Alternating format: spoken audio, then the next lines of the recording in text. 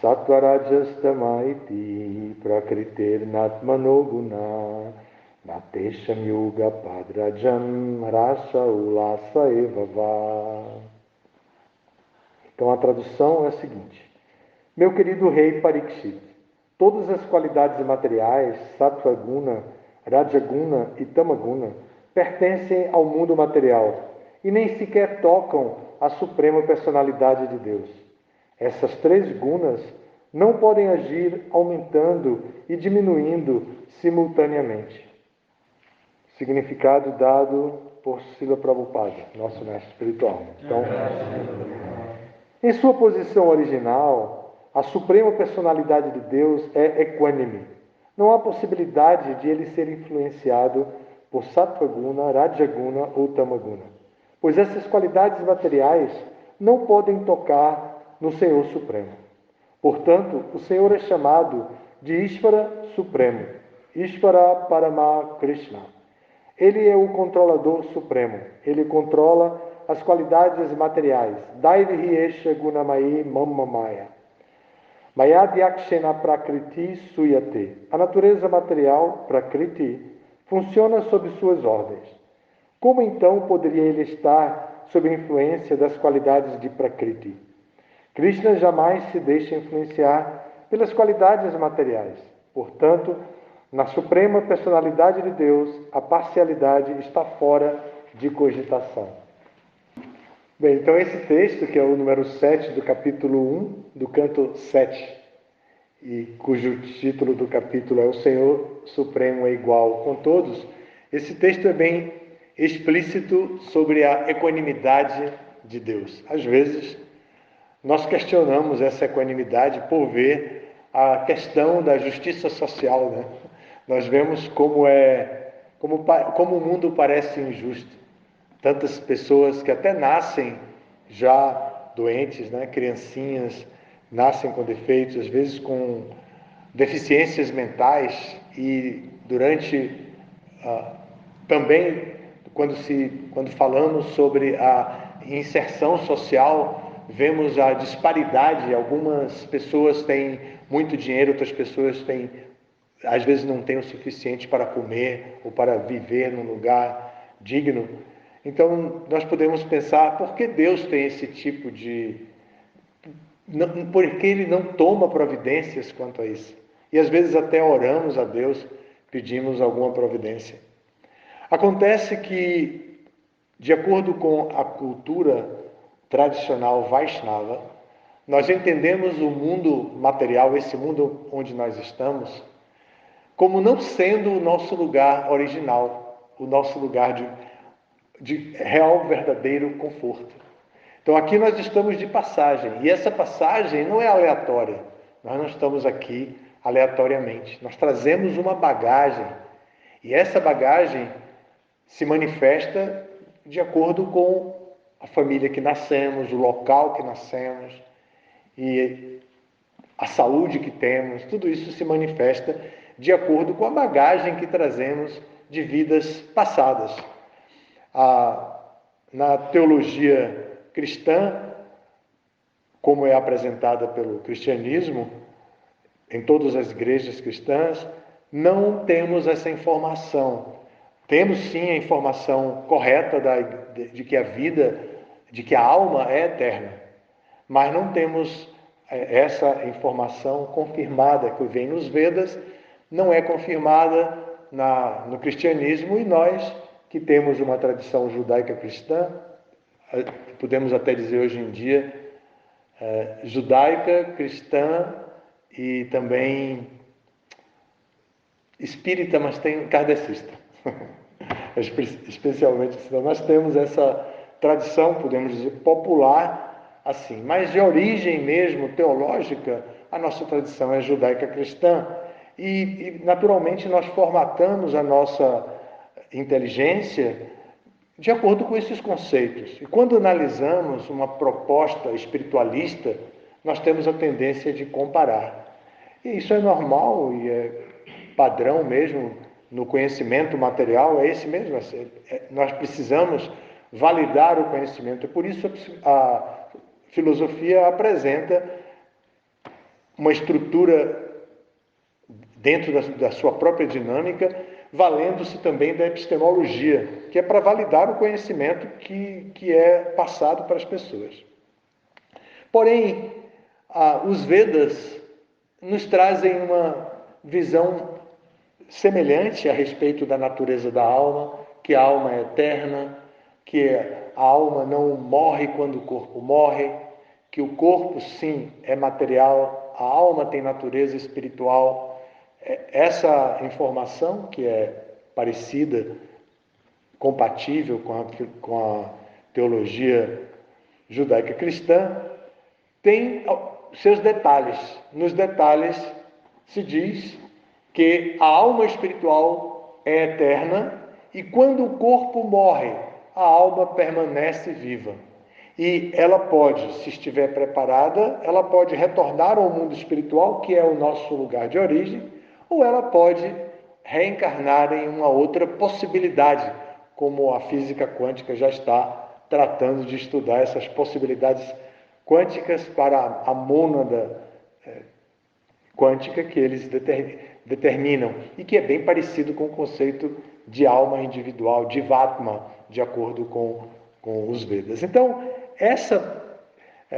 esse conhecimento de que a alma, não morrendo, precisa de uma outra oportunidade, que é apresentado pelos Vedas, é então base para toda essa literatura que nós estudamos, seja o Bhagavad Gita, seja o Srimad Bhagavata, mesmo o Chaitanya Charitamrita, os Upanishads. Qualquer gênero literário da literatura védica vai apresentar como a sua explanação, baseado na premissa de que a alma espiritual é eterna e que, quando ela não alcança o seu nível espiritual supremo, ela é obrigada a nascer outra vez nesse mundo material. Então, agora, nós estamos aqui, nesse verso de hoje, ouvindo parte de uma teoria também fundamental na nossa literatura, que é o conceito de gunas, ou de modos da natureza material. Aqui diz que Sattva, Rajas e Tamas são 3 nomes em sânscrito para definir os 3 modos primordiais da natureza material que se misturam. Eles se misturam, até competem entre si, de acordo com o dia a dia, né? As nossas funções no dia a dia. Então, Sattva significa bondade, Rajas significa paixão e Tamas significa escuridão, ou também chamado de ignorância. Então, esses 3 modos da natureza têm características particulares. Por exemplo, Sattva Guna, que é o modo da bondade, nos influencia em atividades no modo da bondade.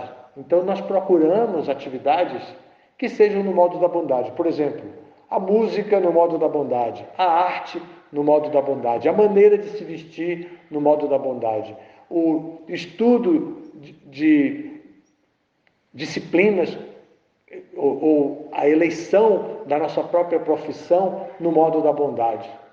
E o que é que o modo da bondade promove, como na sua influência em nós, o que é que ele promove? Ele promove a felicidade.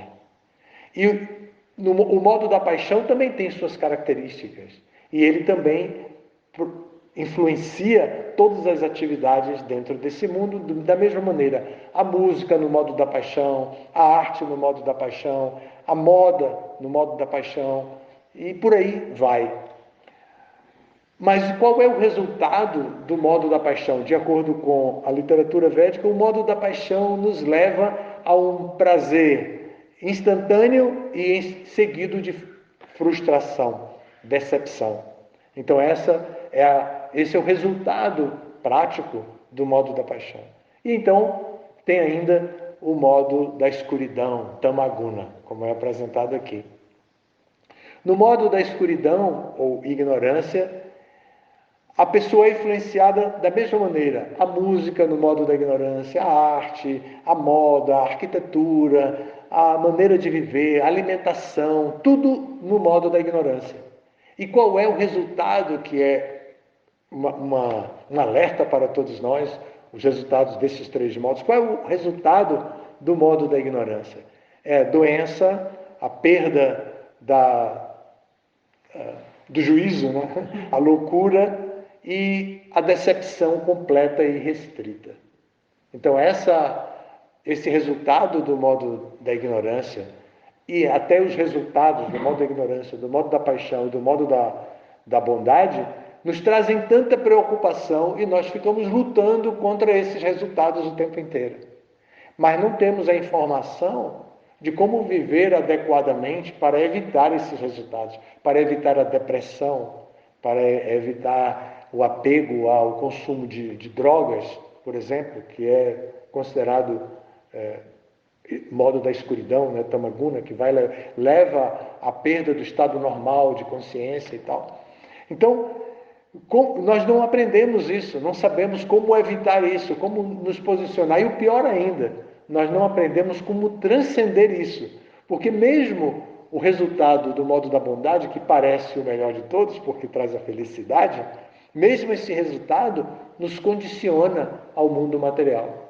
E quando chegarmos no portal da morte, quando chegarmos no mundo, no fim da nossa existência material, então nós vamos ter um resultado ainda para vivenciar. E por exemplo, se for a felicidade predominantemente, nós vamos ter que viver essa felicidade material. Então temos que nascer outra vez num corpo adequado para viver a felicidade material. Se o objetivo da felicidade for, por exemplo, o desenvolvimento econômico, a riqueza, o que for, então o que vai definir o nosso próximo nascimento é esse apego, o apego ao desenvolvimento econômico. Então vamos nascer dentro dessa área de possibilidades. E aí dentro dessa área de possibilidades vamos desenvolver a possibilidade, né, o trabalho e tudo para conquistar bom desenvolvimento econômico, porque condicionamos a nossa felicidade a isso. Se chegamos no portal da morte, no modo da paixão, então também vamos ser favorecidos no próximo corpo com um biotipo adequado para o modo da paixão. E a gente vê, né, hiperatividade e a inteligência extremamente criativa, aquela coisa que produz, que cria, que modifica o meio ambiente com muita facilidade, sempre muita criatividade, e também, por fim, um certo tipo de decepção. Às vezes, mesmo tendo alcançado os seus objetivos, a pessoa ainda assim não está satisfeita, acha que falta algo. Eu não conquistei tal coisa ainda, eu queria muito mais tempo de vida e tal. Ou também o mesmo ocorre quando o modo da ignorância predomina. Então, os Vedas nos ensinam a como transcender a esses modos da natureza. As reações que vêm da ação. A ação, isso também é um conceito clássico da literatura, o conceito de karma, de ação e reação. Quando Newton da física, né, disse que a cada ação corresponde uma reação, ele estava inspirado, mesmo que intuitivamente, pela lei do karma. Então a lei do karma diz isso. Então uma ação no modo da bondade produz uma reação no modo da bondade. Uma ação no modo da paixão produz uma reação no modo da paixão, e assim vai também para a tamaguna e até mesmo para as misturas deles. Pode ter uma ação misturada e que vai dar uma reação também misturada. Então, assim, nós ficamos diante disso com um questionamento. E como nos livrar de tudo isso? Então, os Vedas vêm nos ensinar que a prática de yoga pode cortar esse efeito da reação para cada ação. Yoga significa união. E a união do indivíduo, da alma espiritual individual com o Senhor Supremo. Então, essa união da alma espiritual com o Senhor Supremo vai fazer com que o indivíduo busque o Senhor Supremo dedique a sua vida, as suas ações, as suas atividades, seja pensamento, palavras e obras, né? Seja como for, dedicados à satisfação do Senhor Supremo. E por essa satisfação do Senhor Supremo, ele então fica sem direito, entre aspas, sem direito ao fruto da sua ação. E quando ele chegar no portal da morte, ele não terá bagagem nenhuma. E ele vai chegar lá e vai dizer, e agora, para onde eu vou? Não tem para onde ir mais dentro da criação material. Então, nessa condição, ele está preparado para voltar para o mundo espiritual. Isso é uma maneira muito simples de explicar, né? Até grosseira, digamos assim, grotesca, mas explica definitivamente que as nossas ações correspondem a uma reação e que, para evitar esta reação, nós precisamos estar conectados com essa energia suprema, total, que modifica toda a programação material, se for necessário. Mas só vai modificar se houver, por parte do indivíduo, se houver um posicionamento diante dessa energia suprema. O nome desse posicionamento é Yoga. Na nossa tradição apresentada pelo Bhagavata, pelo Bhagavad Gita, é chamada de Buddhi Yoga, ou a ação consciente. Você sabe o resultado que pode obter com aquilo. Então você seleciona, é isso mesmo que eu quero?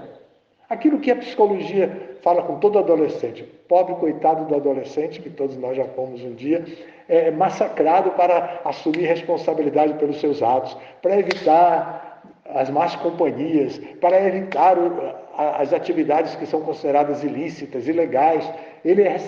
Eu falei massacrado de forma enfática, né? Mas ele é conduzido pela família, conduzido pela escola, conduzido pela sociedade para ser bom, praticar o bem, embora ele não veja tantos exemplos assim, né?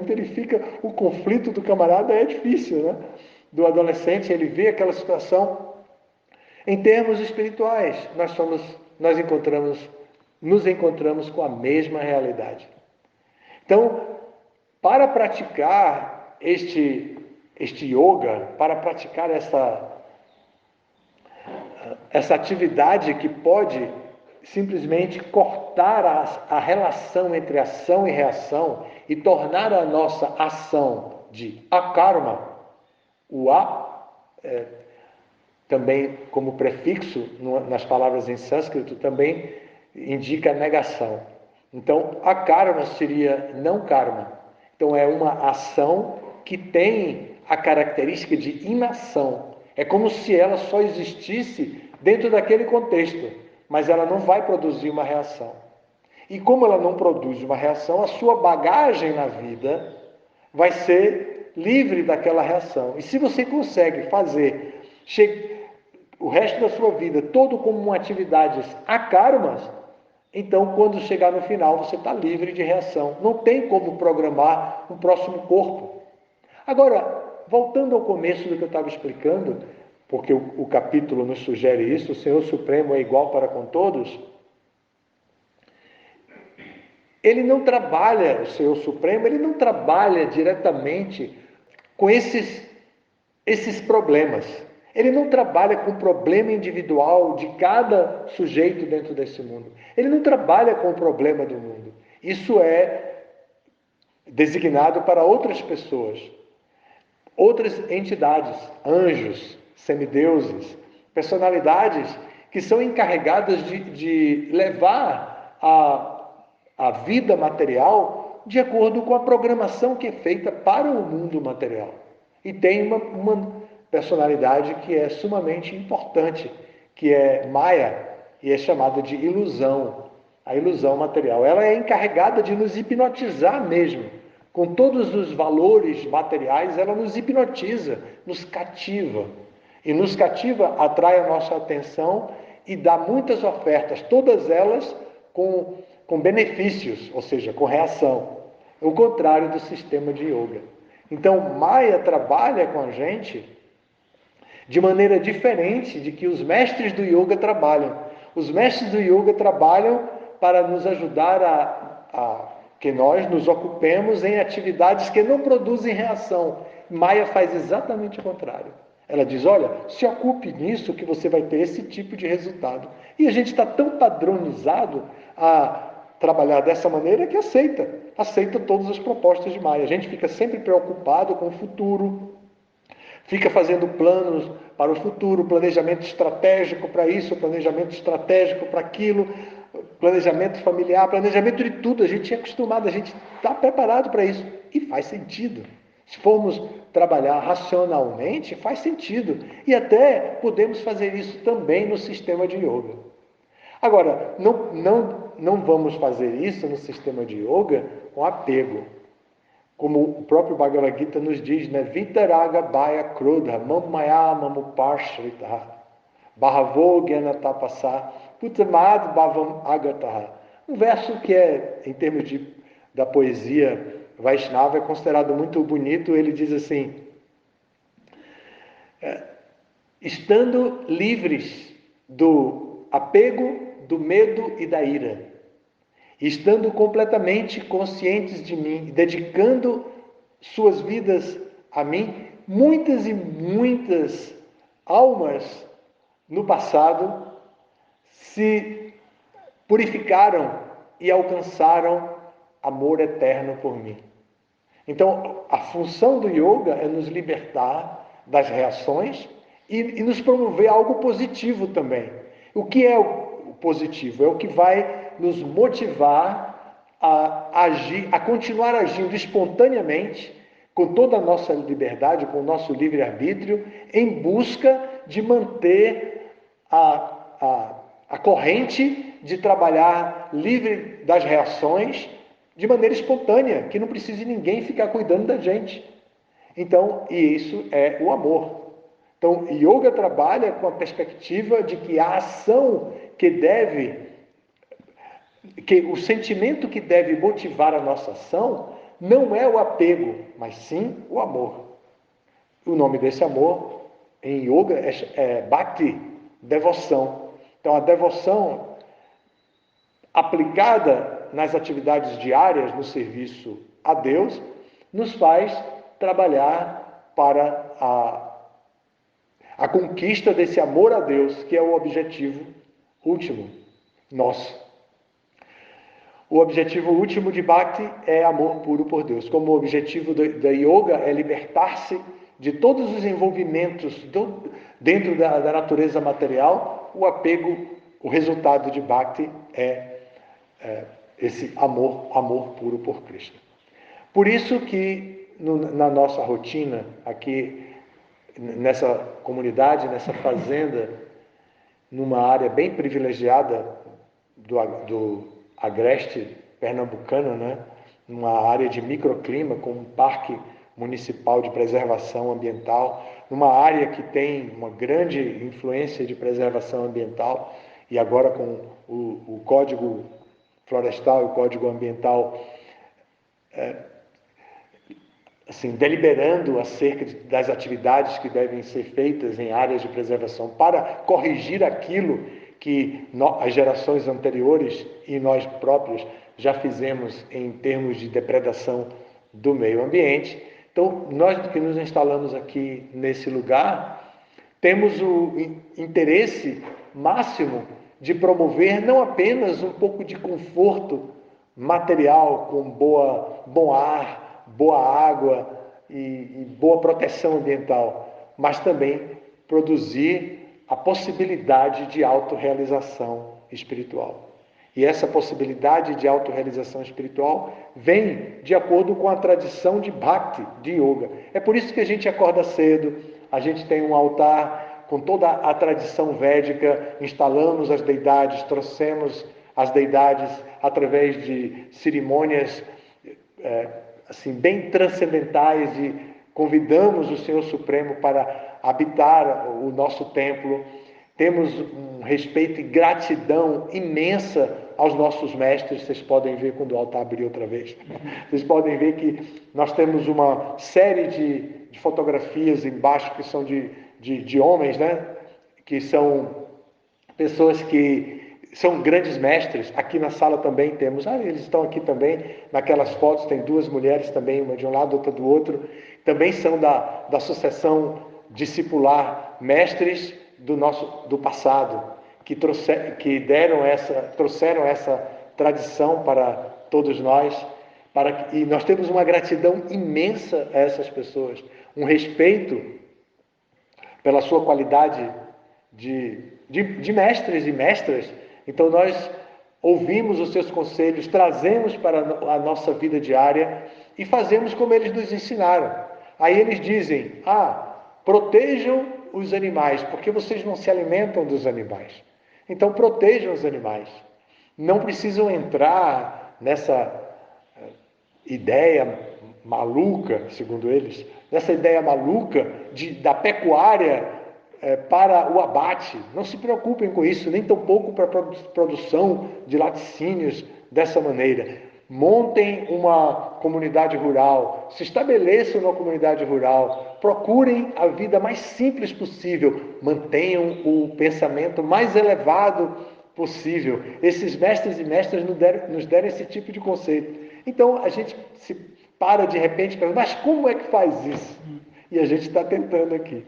A gente está tentando no dia a dia, está tentando fazer isso. Então nós temos alguns animais, protegemos esses animais do matadouro, damos a alimentação adequada, protegemos de doenças também, prevenindo doenças para eles, cuidamos da melhor maneira possível e esperamos também que a nossa comunidade possa crescer, que possa trazer pessoas que sejam já da vida no campo, porque nós vivemos um conflito terrível, acho que dá para perceber facilmente. Primeiro que, quando a gente fala na cidade, para os urbanoides, quando a gente fala para as pessoas que vivem nos centros urbanos, de uma fazenda, de uma comunidade, eles se atraem imediatamente para vir para cá. Mas quando eles chegam aqui, não sabem pegar na enxada, não sabem identificar o que é mato, o que é uma planta alimentícia não convencional, o que é um pé de cenoura, não sabe nada. Somos nós, estamos falando de nós mesmos. Ou então, quando a gente atrai, por alguma razão, alguém do campo, a pessoa pensa, eu queria tanto ir para a cidade, ter um emprego fixo, trabalhar, fazer um concurso, viver lá na cidade, ter o meu apartamento, eu queria ter o meu carro 1.0, eu queria estar lá na cidade, queria tanto, eu preciso tanto de dinheiro, vocês têm dinheiro aqui, podem assinar minha carteira. A relação é difícil, toda essa história. Então, quando a gente traz as pessoas do campo, eles não sabem fazer nada, do centro da cidade não sabem fazer nada. Quando a gente atrai quem sabe fazer, ele visa voltar para a cidade. Na primeira oportunidade ele vai. Quando descobre que a gente tem um monte de templo na cidade, eu não posso ir para a cidade não, eu não posso morar em São Paulo, não posso morar em Rio de Janeiro, tem tantas oportunidades. E quer imediatamente largar a enxada. E assim a gente tem vários na cidade, que hoje trabalham com restaurante, na nossa produção de livros, em vários lugares, porque fugiram do campo. E nós viemos para aqui, não sabemos fazer nada. Pensamos que jumento e o cachorrinho poodle é a mesma coisa, né? Pensamos esse tipo de... Assim, a gente trata os animais sem saber direito, a própria natureza sem saber direito como lidar. Quando a gente vê um bicho preguiça, se apavora, olha o tamanho da unha, meu Deus, se pega a gente se apavora com tudo, mas a gente está insistindo. Já temos algumas décadas aqui, né? Poucas, 3 décadas e mais um pouco, e a gente ainda não perdeu a esperança de que a gente possa trazer uma oportunidade para as pessoas que querem ouvir sobre a nossa verdadeira missão, que é a vida espiritual. A vida simples é a parte material da nossa missão, mas o pensamento elevado é a parte espiritual da nossa missão. Esse pensamento, a gente vai forjar o pensamento de acordo com as Escrituras, de acordo com o exemplo dos mestres e mestras. E a gente vai adquirir essa tradição e vai trazer esse conhecimento para a prática. Assim como um estudante universitário forja o seu pensamento através do conhecimento científico. Então, esse conhecimento científico que é a base de todo o desenvolvimento material, funciona e é cultivado especialmente na academia. Aqui nós temos uma experiência prática do conhecimento transcendental, que também nos é trazido através de uma academia, mas a academia da nossa instituição. Nós temos um instituto de educação e liderança em Campina Grande, que formamos líderes. Temos também algumas iniciativas de cursos que são específicos da nossa literatura para poder estimular o conhecimento, o estudo do conhecimento e criar nas pessoas o interesse por iluminar a sua própria inteligência com argumentos para não se deixar levar por aquela maia. Lembram o que eu falei? A maia que nos estimula o apego, né? A maia que nos estimula o apego a esse mundo. É essa força da energia que é bem predominante no mundo material, que está sempre nos hipnotizando, nos fazendo apegar a este mundo material. Bom, essa é uma explicação aqui rápida sobre esse assunto. Toda a nossa liturgia, tanto no templo e como também as nossas práticas diárias, tem alguma coisa a ver com o conhecimento, a prática do conhecimento, o desapego e a conquista do amor a Deus. Então nós conduzimos nossas atividades nesse sentido, em busca do amor a Deus. Então nós trabalhamos com o conhecimento, com o desapego e para desenvolver devoção e amor por Deus. Bom, vou parar aqui. Se vocês tiverem alguma pergunta, estou aqui para tentar esclarecer. Então, a conclusão do fato de Deus ser unânime, né? Porque as pessoas merecem o sofrimento, ou merecem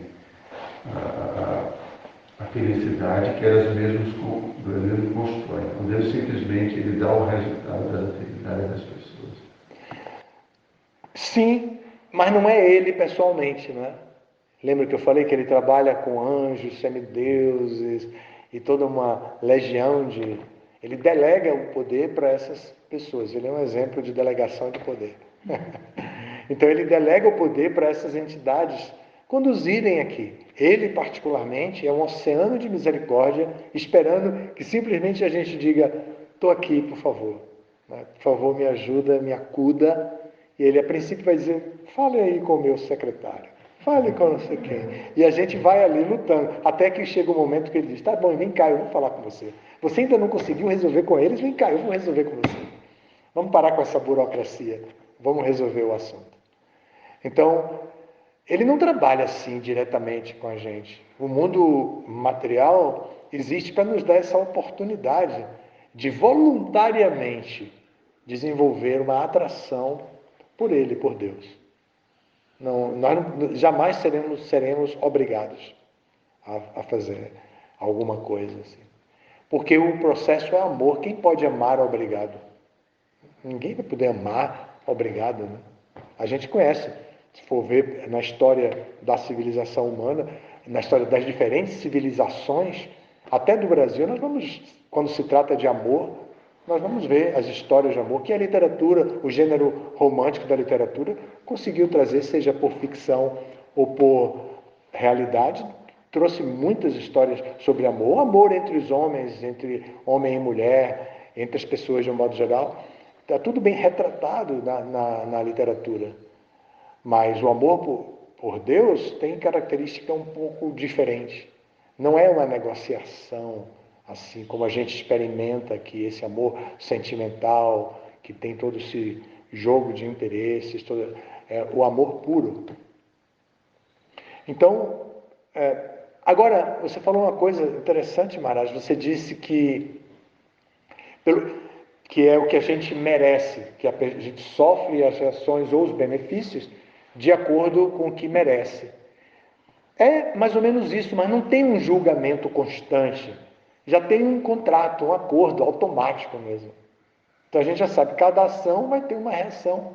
Não é tem um julgamento assim malicioso para nos prejudicar. Não é assim.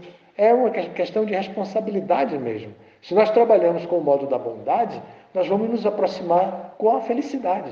Se nós trabalhamos com o modo da paixão, nós vamos nos aproximar do resultado imediato, instantâneo, bacana, e depois uma frustração.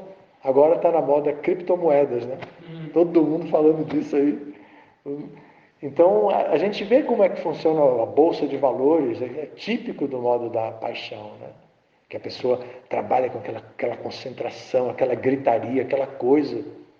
E assim tudo, os mercados, né? O carro da pamonha também, que passa, né? Pamonha, no São Paulo é pamonha de Piracicaba. Temos curau e pamonha. Dos ovos, né? Também, já ouvi também. 30 ovos por 10 reais. Já pensou? 30 ovos por 10 reais. É bem interessante. Então, nós estamos assim, motivados dessa maneira. E a motivação é típica do modo da paixão. A motivação instantânea, eu quero um resultado rápido. E também tem a tamaguna, né? A ignorância, que nos dá uma decepção total, frustração, doença, frustração dos nossos planos originais. Não era isso que a gente queria, não foi isso que a gente planejou. E por aí vai. Lamentações, né? Lamentação e lágrima, resultado da tamaguna. Lamentação e lágrima. Triste, né? Mas isso está no nosso poder. Nós podemos agir, nos alimentar no modo da bondade. O que é que vai, por consumir um alimento no modo da bondade, nós vamos ficar inclinados ao modo da bondade. Se nós nos alimentamos no modo da paixão, vamos ficar inclinados ao modo da paixão. Se alimentamos com alimentos no modo da ignorância, vamos ficar inclinados por isso. É um resultado natural. E por aí vai.